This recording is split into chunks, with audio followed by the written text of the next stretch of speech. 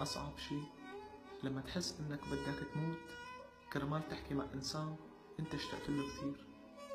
بيكون أونلاين، بتبلش دقات قلبك تتسارع، بتكون مجهز كتير حكي بدك تقوله إياه بعد كلمة اشتقت لك، وفجأة كرامتك بتمنعك لأنه هالإنسان غلط معك وتركك.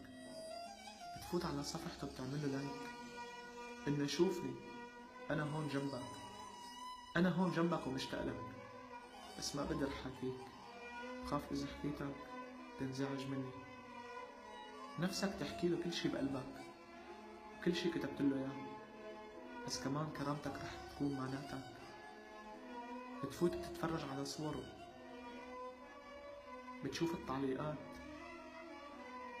بتراقبه، بتتخيله قدامك ومعك، بتجرب تلمسه، فجأة بيختفي تماما مثل ما تركك.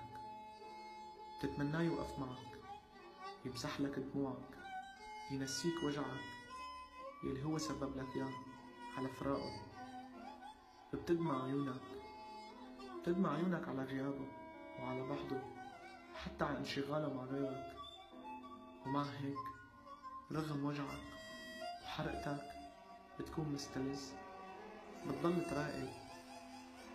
رح تكون مفكره نسيك وحب غيرك وعاش، بس اللي بحب ما بسهولة بينسى وبيكره. يلي بحب بعمره ما بينسى ولا بيكره، رح تضل عايش بقلبه مهما صار.